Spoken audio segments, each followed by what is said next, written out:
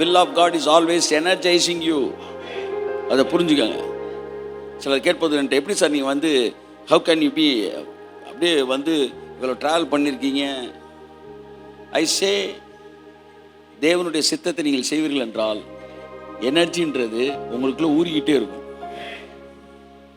இயேசு கிறிஸ்து ஒரு முறை அவர் சாப்பிடல, ரொம்ப டயர்டாக இருந்தார். அப்போ சீசர்களில் போய் சாப்பாடு வாங்கிட்டு வர சொல்கிறாரு.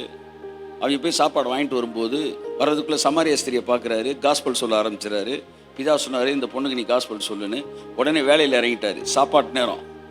அவன் திரும்ப வராங்க. ஒரு பொண்ணுக்கிட்ட அவர் பேசிகிட்டு இருக்கிறத பார்த்து ஆச்சரியப்பட்டார்கள் இருக்கு. அந்த காலத்தில் அப்படி இருக்காங்க, இந்த காலத்தில் எப்படி இருக்க மாட்டாங்களா? அதான் அவரை சொல்கிறார், பச்சை மரத்துக்கே எப்படின்னா பட்டை மரத்துக்கு என்னடா அது, அதனால் நீ எதிர்பார்க்காத, நான் உனக்கு என்ன சொன்னேனோ அதை செஞ்சுக்கிட்டே இரு.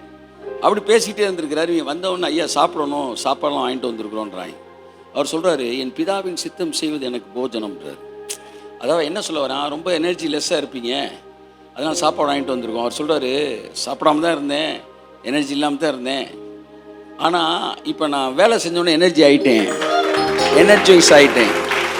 ஸோ எப்பெல்லாம் நீங்கள் காட்ஸ் வில்லை நீங்கள் வந்து செய்கிறீங்களோ அப்போல்லாம் நீங்கள் யூல் பி எனர்ஜைஸ்ட்.